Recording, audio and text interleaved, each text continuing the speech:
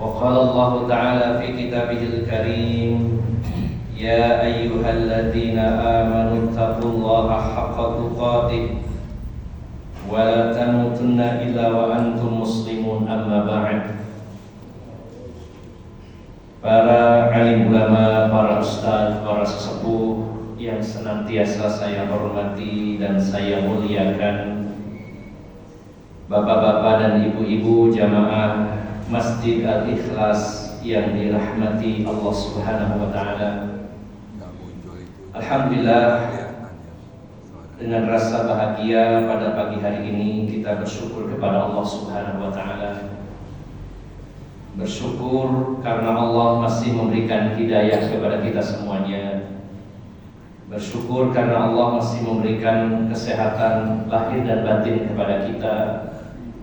Bersyukur karena Allah Subhanahu wa Ta'ala memberikan kesempatan dan peluang serta memberikan semangat kepada kita semuanya untuk hadir pada pagi hari ini di dalam majelis ilmu, majelis yang dibarokahi oleh Allah Subhanahu wa Ta'ala. Bapak Ibu yang dimuliakan Allah Subhanahu wa Ta'ala, kita bersama-sama berupaya untuk memperkuat keimanan kita kepada Allah Subhanahu wa Ta'ala. Dan kajian kitab Asyratus Sa'ah, yaitu tanda-tanda kiamat, merupakan kajian yang berbasis kepada akidah. Karena belajar atau mempelajari akidah bukan hanya mempelajari tentang tauhid saja. Tauhid adalah bagian terpenting dalam kajian akidah, namun bukan satu-satunya bagian dari akidah. Maka bagian lain dari akidah Islamiyah adalah perkara-perkara yang berkaitan dengan iman, khususnya yang berkaitan dengan rukun iman. Bila tauhid didominasi pada rukun iman yang pertama, yaitu al-imanu billah, beriman kepada Allah Subhanahu wa Ta'ala, maka membahas tentang tanda-tanda kiamat baik yang kecil maupun yang besar, termasuk bagian dari al-imanu bil ba'tsi ba'dal maut atau al-imanu bil akhirah, iman terhadap hari berbangkit setelah kematian atau adanya alam akhirat. Seperti di awal pernah kita bahas bahwa ada 3 komponen, 3 unsur bagian dari iman kepada hari akhir, yaitu yang pertama beriman dengan adanya alam kubur, yang kedua beriman adanya kejadian-kejadian setelah hari berbangkit, dan yang ketiga adalah beriman dengan tanda-tanda kiamat, karena istilah kiamat juga sering dikatakan hari akhir. Maka Bapak Ibu jamaah sekalian, ketika kita belajar tentang tanda-tanda kiamat, itu artinya kita belajar salah satu poin penting dari iman terhadap hari akhir. Dan iman terhadap hari akhir adalah salah satu dari rukun iman, bahkan salah satu rukun iman yang sering digandengkan dengan iman kepada Allah Subhanahu wa Ta'ala. Sering kita mendapati ayat maupun hadis yang menggandengkan iman kepada Allah dan iman kepada hari akhir. Sebagai contoh, surat At-Taubah ayat ke-18 tentang memakmurkan masjid. Allah berfirman, innama ya'muru masajidallahi man amana billahi wal yaumil akhir. Hanyalah orang-orang yang beriman kepada Allah dan hari akhir yang sudi dan mau serta bersemangat untuk memakmurkan masjid-masjid Allah Subhanahu wa Ta'ala. Dan berapa banyak dalam hadis Nabi Sallallahu Alaihi Wasallam beliau menggabungkan antara iman kepada Allah dan hari akhir. Di antaranya beliau bersabda, "Man kana yu'minu billahi wal yawmil akhir falyaqul khairan aw liyasmut." Man kana yu'minu billahi wal yawmil akhir fal yukrim dhaifahu. Wa man kana yu'minu billahi wal akhir falyukrim jarahu dan seterusnya. Maka Bapak Ibu jamaah sekalian, kita harus semangat belajar tentang tanda-tanda kiamat, karena itu bagian dari rukun iman yang kelima, yaitu iman kepada hari akhir, dan itu merupakan bagian dari rukun iman. Dan belajar tentang rukun iman adalah belajar tentang salah satu dari i'tiqad atau keyakinan Ahlus Sunnah wal Jamaah, keyakinan dalam agama Islam. Maka mudah-mudahan dengan mempelajari tanda-tanda kiamat, baik yang kecil maupun yang besar, mudah-mudahan Allah tambahkan dan Allah tebalkan keimanan kita, khususnya iman kepada hari akhir, sehingga juga berpengaruh kepada iman-iman yang lainnya. Kita lanjutkan kajian kitab Asyratus Sa'ah, masuk pada halaman ke-219. Kita sedang membahas tentang al-adillatu minas sunnati ala zuhurihi. Dalil-dalil dari sunnah, maksudnya dari hadis-hadis Nabi. Dalil-dalil dari sunnah Nabi SAW akan kemunculan Imam Mahdi. Pada pertemuan yang terakhir kita sudah membahas hadis yang pertama yang diriwayatkan oleh Imam Hakim dalam kitabnya Al-Mustadrak, bahwa Rasulullah SAW bersabda, ini saya mengulang sedikit.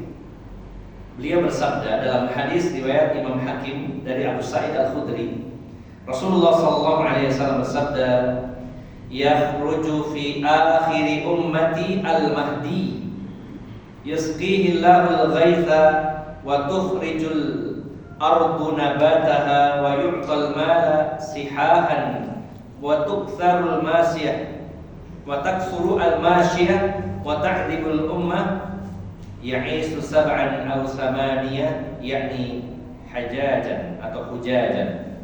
Rasulullah bersabda, akan muncul di akhir umatku, berarti bukan di awal-awal Islam yang dibawa Rasulullah SAW, tapi munculnya di akhir. Akan muncul di akhir umatku Al-Mahdi, disebutkan secara langsung namanya Al-Mahdi atau sebutan beliau. Akan muncul di akhir umatku Al-Mahdi, di mana Allah Subhanahu wa taala akan memberi minum kepadanya, maksudnya kepada beliau dan kepada orang-orang yang sezaman dengan beliau, yaitu al-ghaitha, dengan air hujan. Maksudnya Allah akan turunkan hujan dengan lebatnya, tidak ada kekeringan. Dan tentunya yang dimaksud adalah hujan yang membawa kebaikan. Karena Rasulullah menggunakan kata ghaith. Dalam bahasa Arab ada al-matar, ada al-ghaith, sama-sama artinya hujan. Hanya saja al-ghaith biasanya diidentikan hujan yang baik. Kalau matar bisa baik, bisa buruk. Kadang hujan itu membawa manfaat, kadang juga membawa bencana. Tapi kalau kata ghaith ini menunjukkan air hujan yang lebat tapi membawa kemakmuran. Di zaman Al-Mahdi ini Allah akan memberikan air yang melimpah ruah dengan membawa banyak kebaikan. Kemudian bumi akan mengeluarkan tanaman-tanaman dan tumbuhan-tumbuhannya begitu lebat, begitu subur. Dan harta benda akan dibagikan secara merata. Artinya pendapatan masyarakat dunia, terutama kaum muslimin waktu itu, berada di atas kemakmuran, di atas kecukupan, dan itu merata. Tidak terlalu timpang antara yang satu dengan yang lainnya. Tidak seperti hari ini, yang kaya makin kaya, yang miskin makin miskin. Jadi kata Bang Roma Irama. Tapi pada waktu itu harta dibagi secara merata. Semua orang merasakan kemakmuran dan kedamaian. Wa taksurul masyiyah, dan akan sangat banyak hewan-hewan ternak. Maksudnya hewan-hewan ternak sehat-sehat, gemuk-gemuk. Kalau yang menghasilkan susu, susunya banyak. Yang menghasilkan daging, dagingnya tebal, ya. Dan berkembang biak dengan sangat baik, dijaga oleh Allah dari penyakit-penyakit ternak, ya, yang kadang-kadang menghabiskan hewan ternak kita. punya ayam 10.000 mati semuanya, ya, atau kambing masuk angin kemudian mati juga. Maka saat itu intinya banyak, ya, bisa jadi dengan hilangnya atau ketiadaan dari penyakit-penyakit hewan, kemudian juga gemuk-gemuk sehat-sehat menghasilkan daging, menghasilkan susu yang melimpah. Dan juga umat Islam dalam keadaan agung, dalam keadaan besar, dalam keadaan eksis, diakui oleh seluruh penduduk dunia, menjadi umat yang tertinggi pada saat itu. Dan beliau akan memimpin kaum muslimin di seluruh dunia 7 atau 8 tahun lamanya. Tidak lama, hanya 7 sampai 8 tahun. Ini hadis pertama yang sudah kita bahas. Berikutnya hadis yang kedua. Wa anhu, dan darinya, yaitu Abu Sa'id Al-Khudri. Ini tercantum dalam hadis yang diriwayatkan Imam Ahmad dalam Musnad Imam Ahmad. Rasulullah sallallahu alaihi wasallam bersabda, "Ubasyirukum bil mahdi." Saya beri kabar gembira kalian dengan Al-Mahdi. Disebutkan juga sebutan beliau Al-Mahdi oleh Rasulullah sallallahu alaihi wasallam. Yub'atsu 'ala ikhtilafi minan nasi wa zalazil fayamla'ul arda qistan wa 'adlan kama muli'at jawran wa zulman yardu 'anhu sakinus samai wa sakanul ard yaqsimul mala sihahan faqala lahu rajulun ma sihahan qala bisawiyati bainan nas. Rasulullah bersabda, "Aku beri kabar gembira kalian dengan datangnya, munculnya Al-Mahdi." Dia diutus, maksudnya dihadirkan, dimunculkan oleh Allah Subhanahu wa taala pertama kalinya. Ini bukan dimaknai dimunculkan lalu sepanjang kepemimpinan beliau terjadi hal ini, tidak, tapi di awal. Artinya yang disebut Rasul itu saat muncul pertama kalinya.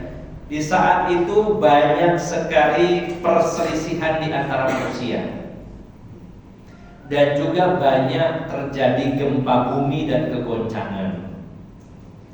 Dan bumi dipenuhi dengan keadilan waktu beliau muncul, yang sebelumnya penuh dengan kezaliman. Dan penduduk langit maupun penduduk bumi ridho kepadanya, dan dibagi harta secara merata, sihahan. Dan ada yang bertanya apa yang dimaksud sihahan, maka jawabannya adalah bisawiyah bainan nas. Sawiyah artinya sama di antara manusia. Kemudian dilanjutkan qala, Rasulullah melanjutkan, wa yamla'ullahu quluba ummati Muhammadin sallallahu alaihi wasallam ghina wa yasa'ahum adluhu hatta ya'mur munadiyan fayunadi fayaqul man lahu fi mali haja fama yaqumu minan nasi illa rajulun fayaqulu atis sadad yakni al-khazin faqala lahu innal mahdi ya'muruka an tu'tini malan fayaqulu lahu ahsu hatta idza hajarahu wa abrazahu nadima fayaqul kuntu ajsa'u ummati Muhammadin nafsan aw 'azza 'anni ma wasa'ahum qala fayarduhu fala yuqbalu minhu fayuqalu lahu inna la na'khudha shay'an 'atainahu fayakunu kadzalika 7 sinina aw 8 sinina aw 9 sinina thumma la khaira fil 'aish ba'dahu aw qala thumma la khaira fil hayati ba'dahu. Ini cukup panjang Bapak Ibu Saudara sekalian. Rasulullah menceritakan detail keadaan waktu Imam Mahdi memimpin kaum muslimin waktu itu. Dia menyatakan Allah Subhanahu wa taala memenuhi hati umat Rasulullah sallallahu alaihi wasallam dengan kekayaan. Jadi dikhususkan bagi umat Nabi Muhammad sallallahu alaihi wasallam. Allah penuhi kekayaan baik secara lahiriah maupun batinnya, secara hatinya. Karena kaya lahiriah belum tentu kaya secara batinnya. Banyak orang yang punya rumah luas tapi hatinya sempit. Banyak orang yang punya rumah ber-AC, mobilnya ber-AC, tapi hatinya panas. Banyak orang yang memiliki tempat tinggal, kendaraan yang nyaman, tapi hatinya ruwet. Tidak selalu. Dan sebaliknya, ada orang yang mungkin rumahnya sempit tapi hatinya luas. Mungkin rumahnya panas dari asbes gentengnya, tapi hatinya adem. Banyak. Tapi saat itu, selain secara lahiriah Allah cukupkan, Allah kayakan umatnya Rasulullah SAW, juga Allah kayakan hati umat Rasulullah Muhammad SAW. Dan keadilannya meliputi seluruh dunia. Sampai dia, yang dimaksud sini adalah Imam Mahdi, sampai beliau memanggil seseorang, menunjuk seseorang untuk mengumumkan kepada manusia. Jadi kurang lebihnya Imam Mahdi menginstruksikan kepada bawahannya, pegawainya, tolong umumkan kepada manusia. Apa isi pengumumannya? Man lahu fi mali hajah. Siapa di antara kalian yang ingin mendapatkan harta, ditawari. Berapapun banyaknya akan diberi. Minta apa saja, tolong diberi. Nah, ini pengumuman diumumkan di tengah-tengah manusia. Siapa yang saat ini butuh duit, tinggal ngomong. Gak punya mobil, tinggal ngomong. Gak punya rumah, tinggal ngomong. Daftar, bikin proposal singkat. Tidak usah terlalu birokratis yang bulat, gak karu-karuan ya. Dipermudah, cukup mengatakan saya butuh apa. Nggak usah ribet ya, antrian, kemudian harus ngurus pengantar RT, RW, kelurahan, kecamatan, bupati, sampai presiden ya. Ada yang kebagian, ada yang nggak kebagian, ada yang dipotong, ada yang molor lah, macam-macam ya. Tidak ada seperti itu. Beliau memerintahkan pegawainya, tolong umumkan, siapa yang butuh harta apapun berikan, berapapun banyaknya berikan. Fama yaqumu minan nas illa rajulun. Dan anehnya, hebatnya lagi, ketika diumumkan, disebarkan di TV-TV swasta, di flyer-flyer yang ada di sosial media, semua disebarkan. Mungkin saat itu teknologi lebih canggih lagi terjadi. Disebarkan, tapi tidak ada satupun yang meminta kecuali satu orang. Hanya satu orang yang waktu itu minta. Ada satu orang kepada penjaga gudang. Jadi ada gudang perbendaharaan harta, gudang yang sangat besar dan penuh dengan isi, apapun yang diminta akan dikasihkan. Maka hanya satu orang yang meminta, itu pun mintanya ihsu hatta idza hajarahu wa abraza nadima. Yaitu ada seseorang yang minta sedikit dari harta itu. Ketika harta itu sudah dia pegang, maka justru orang ini menyesal, ngambilnya sedikit ya, dan cuma satu orang. Lalu dia menyesal, dia mengatakan, saya termasuk orang yang paling rakus di antara umat Rasulullah SAW. Kok saya serakah ya, yang lainnya gak minta, kok cuma saya sendirian sudah dapat, kok masih minta lagi. Padahal mintanya sedikit. Lalu setelah menyesal itu hanya dikembalikan. Mas nggak jadi mas, yang lainnya nggak ada yang minta kok, pada punya semua, termasuk saya kaya sebenarnya. Tapi saya minta sedikit tambahan. Tapi saya pikir-pikir, ternyata saya ini serakah di antara umat Muhammad. Saya kembalikan ya. Kata petugasnya, oh udah bisa, apa yang sudah dibagikan aturannya nggak boleh diterima kembali. Ya, jadi sudah dikasih notanya, barang yang sudah diterima dilarang untuk dikembalikan ya.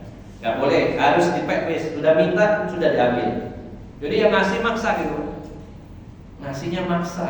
Kalau sekarang kan kebalik Pak ya, yang maksa yang minta. Masya Allah. Dikembalikan maksa tetap gak boleh. Dan kata Rasulullah itu berlangsung 7 atau 8 atau 9 tahun ya, ini ambil maksimalnya 9 tahun, antara 7 sampai 9 tahun. Lumayan ya Pak ya, sudah lewat satu periode ya. Udah hanya satu periode, itu lebih sedikit, hampir 2 periode kalau pemilihan presiden di negeri kita. 9 tahun itu lumayan cukup lama hidup dalam kemakmuran, ya, kesenangan. Setelah sekian lamanya dalam keadaan penuh kegoncangan, penuh perpecahan, penuh perselisihan, banyak kezaliman. Jadi para ulama mengatakan kalau kezaliman itu semakin meluas dan merajalela, itu saatnya sebentar lagi Imam Mahdi akan muncul. Jadi di satu sisi kita prihatin, sedih, banyak kezaliman, tapi semakin banyak penuh kedoliman, semakin lari, semakin banyak, disitulah nanti saatnya Imam Mahdi muncul yang akan menegakkan hukum Allah Subhanahu wa taala sehingga keadilan akan muncul dan melenyapkan segala kezaliman. Dan setelah itu kata Rasulullah, setelah beliau wafat maka tidak ada kehidupan yang lebih baik setelahnya, atau dalam kehidupan dunia ini sudah tidak ada kebaikan lagi. Itulah kemakmuran yang terakhir yang pernah Allah berikan kepada umat manusia, terutama kepada umat Rasulullah Muhammad SAW.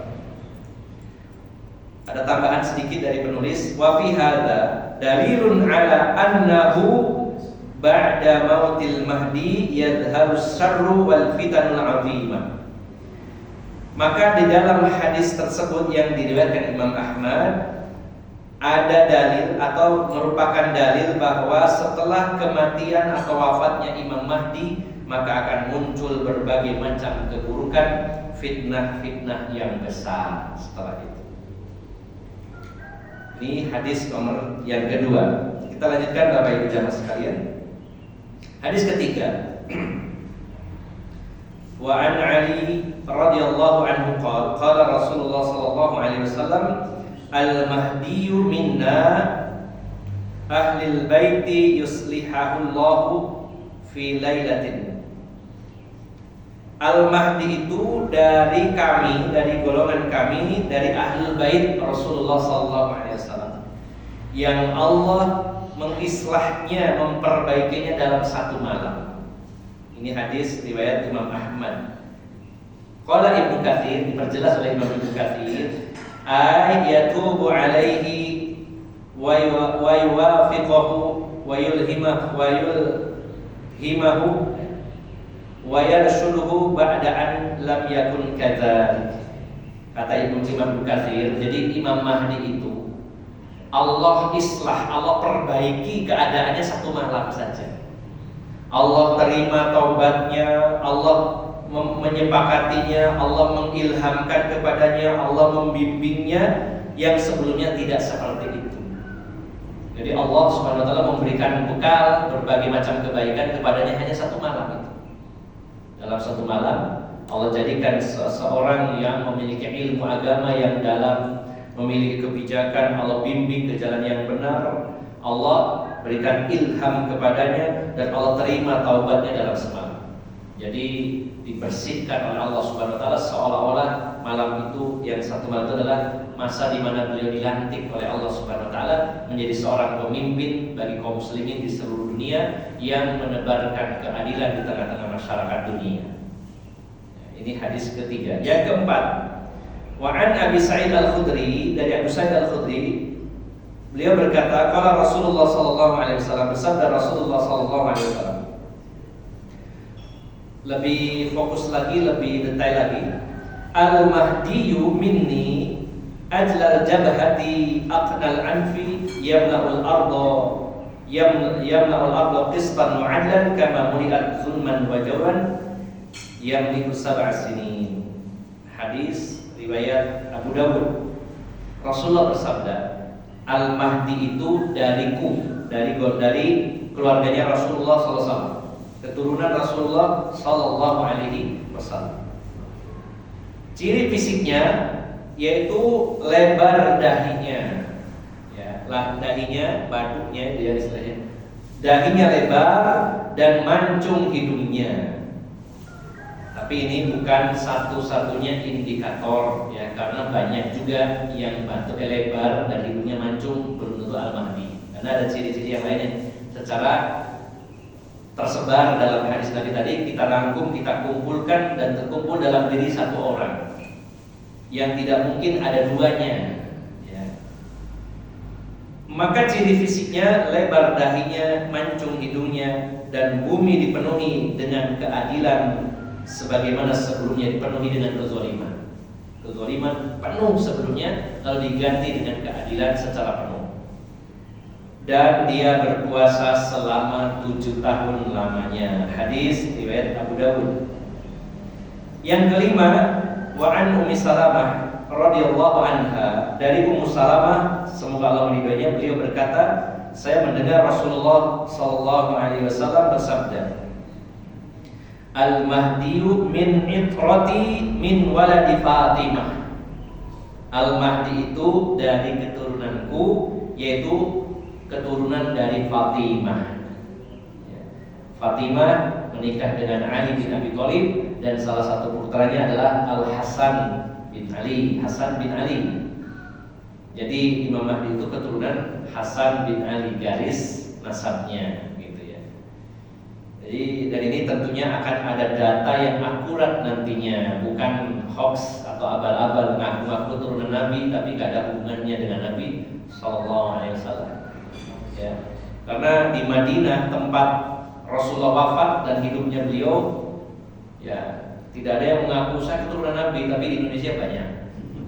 Ya, mungkin pada pergi dari Madinah, dari Mekah begitu ya ke sini.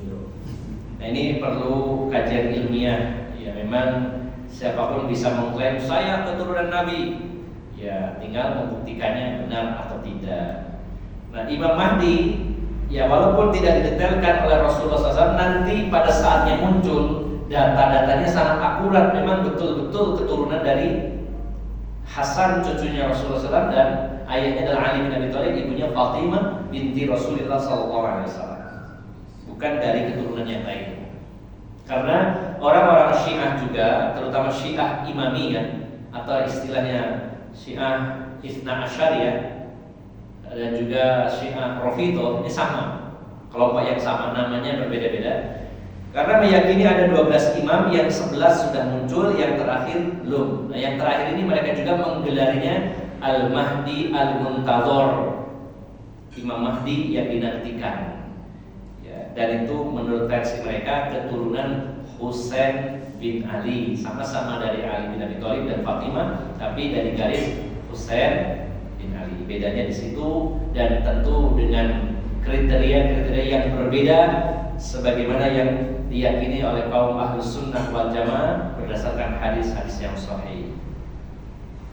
Selanjutnya yang keenam, kita tambahkan terus, ada 8 hadis yang dicantumkan di sini.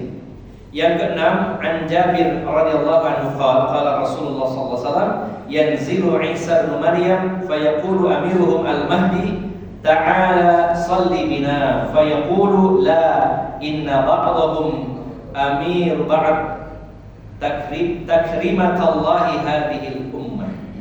Ya, hadis ini lebih detail lagi, ada kaitannya dengan Nabi Isa alaihissalam yang nanti akan kita bahas pada poin ketiga, tanda besar kiamat. Yang pertama Al-Mahdi, nanti yang kedua bahas tentang Dajjal, baru yang ketiga turunnya Isa ibnu Maryam. Rasulullah bersabda, turun Isa ibnu Maryam.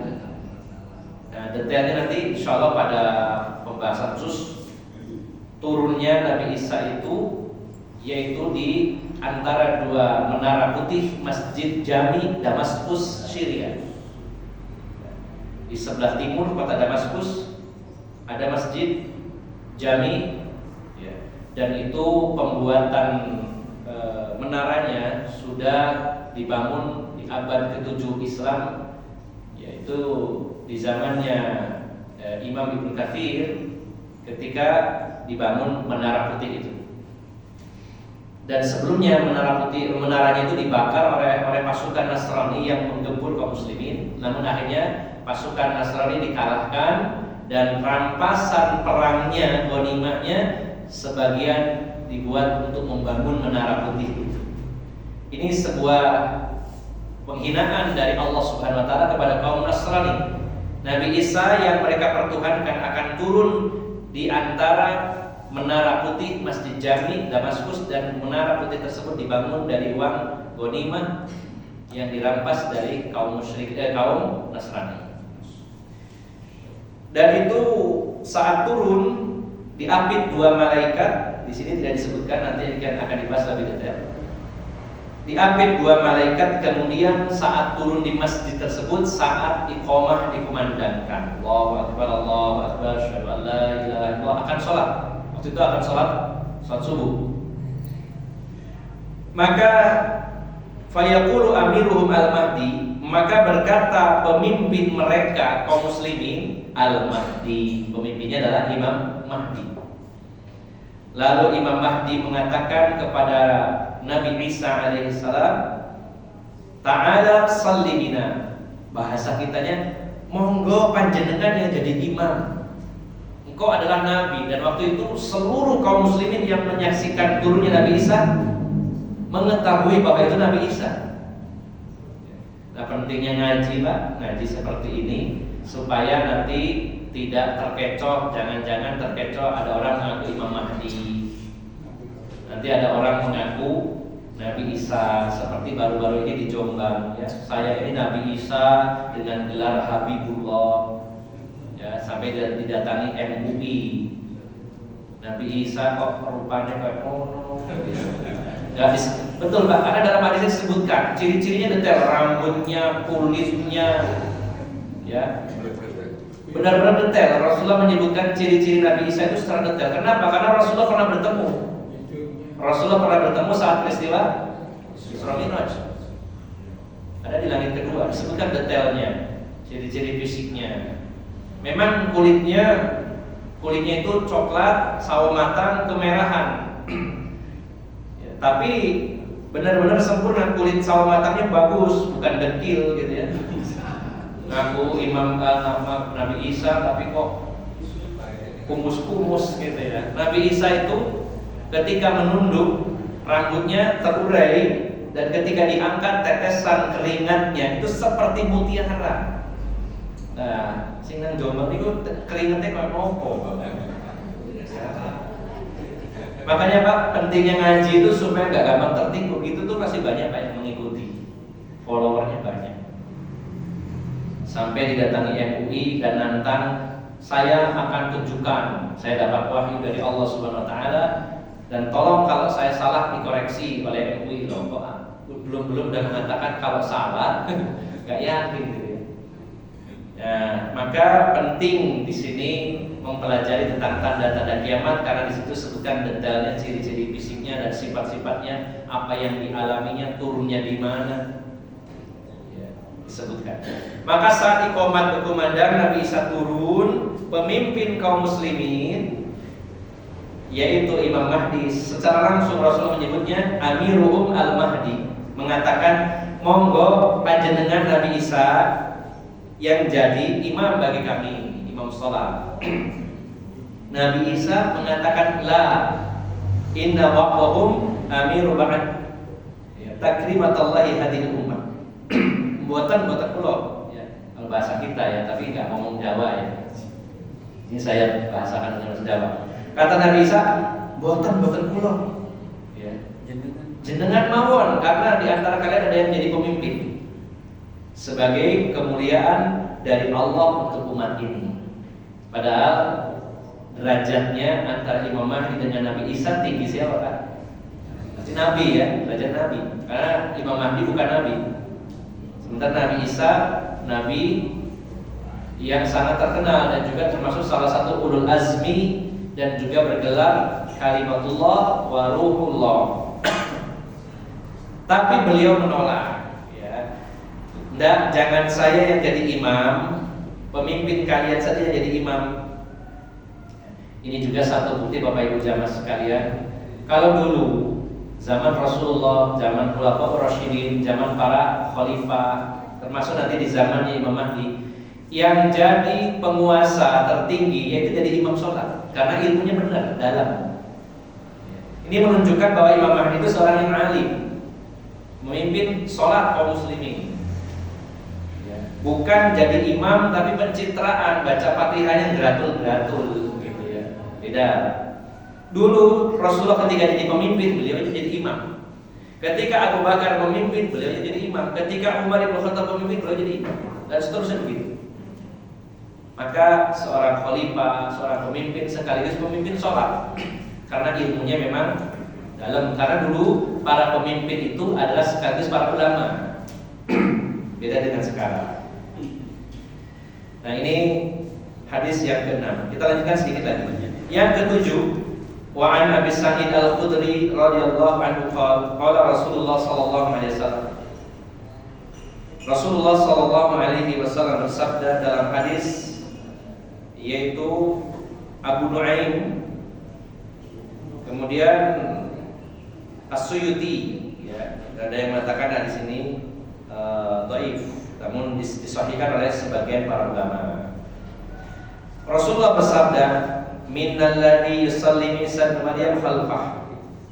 Minnal ladzi yusalli Isa ibn Maryam khalfahu. Dari keturunan kami, kata Rasulullah, di mana Nabi Isa saja sholat di belakangnya, jadi makmumnya.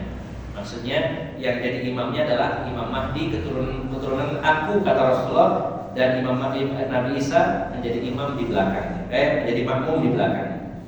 Hadis yang ke-8. Wa an Abdullah bin Mas'ud radhiyallahu anhu qala Rasulullah sallallahu alaihi wasallam, bersabda Rasulullah sallallahu alaihi wasallam dalam Sunan Abu Dawud dan juga Imam Ahmad, dalam Musnad Imam Ahmad. Rasulullah bersabda, la tadhhabu aw la tanqadiyad dunya hatta yumlikal 'abd rajulun min ahli baiti yuwatibu ismuhu ismi wa ismu abihi ismu abi.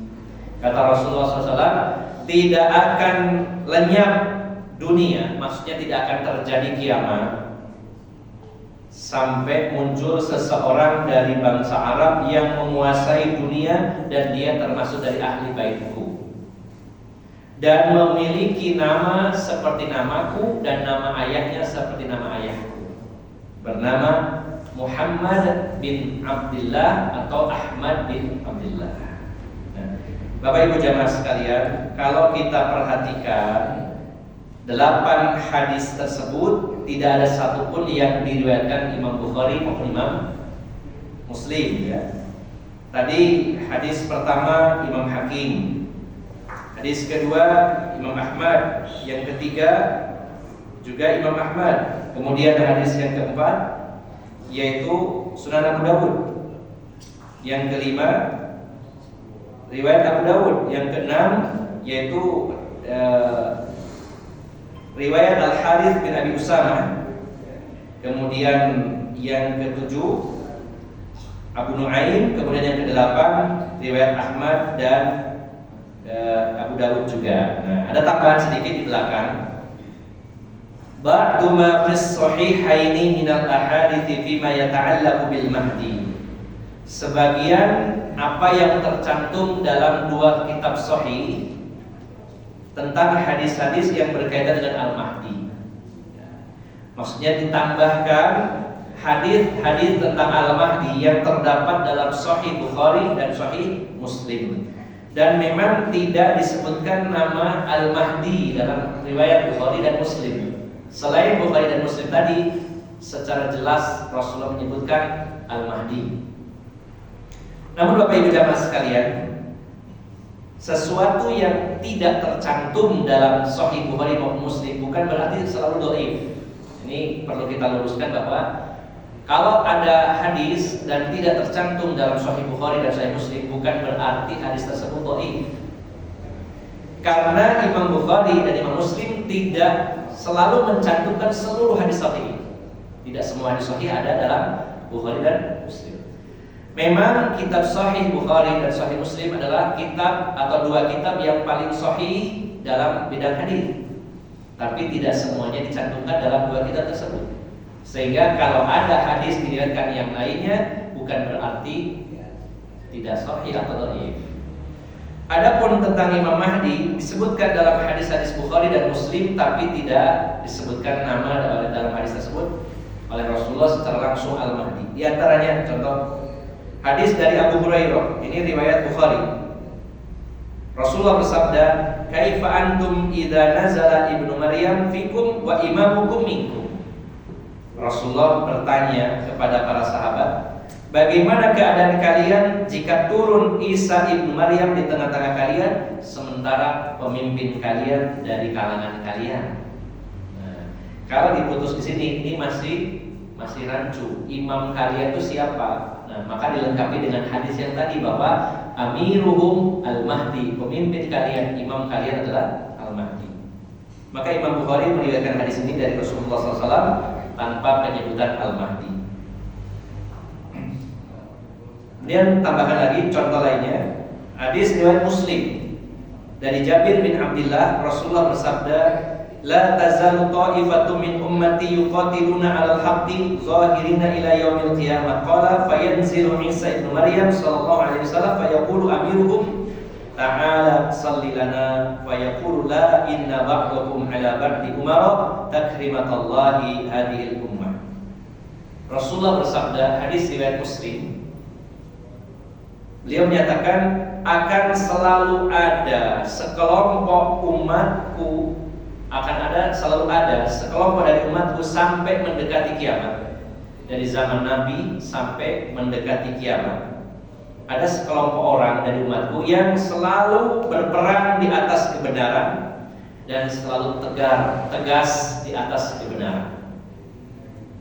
Kemudian maka turunlah Isa ibnu Maryam dan berkata pemimpin mereka kaum muslimin, "Ta'ala sholli bina." Wahai Nabi Isa, monggo panjenengan yang jadi imam. Maka Nabi Isa mengatakan, "La, tidak. Sesungguhnya sebagian dari kalian adalah pemimpin yang lainnya."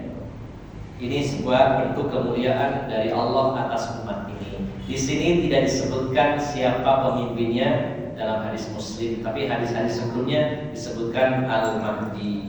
Nah, jadi Bapak Ibu jamaah sekalian yang dimuliakan Allah Subhanahu wa taala, kesimpulannya dalam kitab ini dibawakan ada 8 hadis tentang Imam Mahdi dan ditambahkan dengan hadis-hadis riwayat Bukhari dan Muslim, walaupun tidak disebutkan langsung namanya Al-Mahdi, tapi indikasi kuat atau indikatornya menunjukkan itu adalah Imam Mahdi.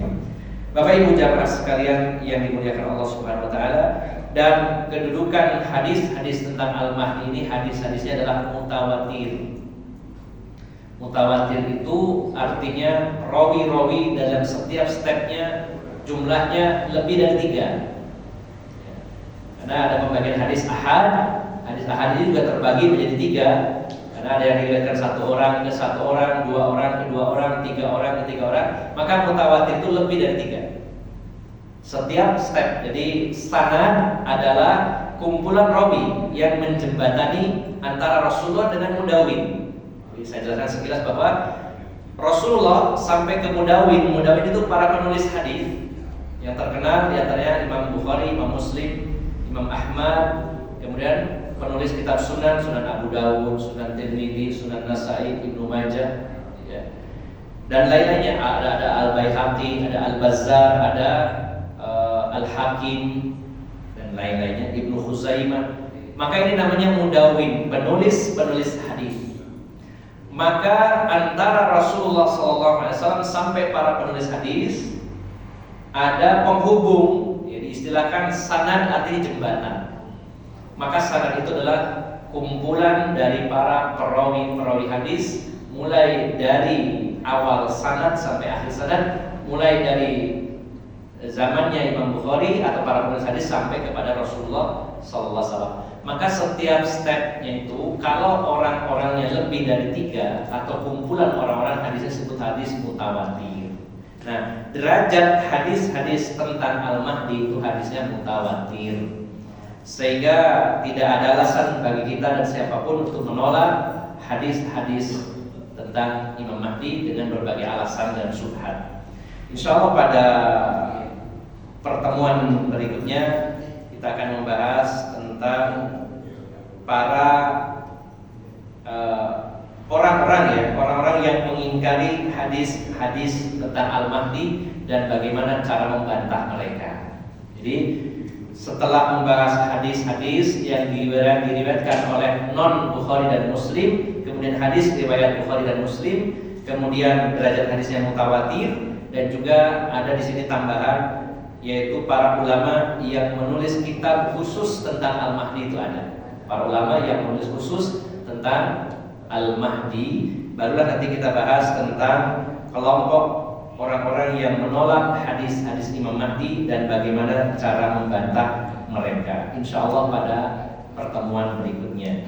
Inilah beberapa hadis, kurang lebihnya ada 10 hadis yang saya bacakan kepada Bapak Ibu sekalian tentang kemunculan Al-Mahdi dengan semua sifat-sifat yang ada dalam hadis-hadis Nabi Sallallahu Alaihi Wasallam. Dan hadisnya dicantumkan juga dalam Sahih Bukhari dan Muslim, dan juga derajat hadis-hadisnya adalah hadis-hadis yang mutawatir. Demikian Bapak Ibu jamaah sekalian, semoga bermanfaat. Mohon maaf atas segala kekurangan.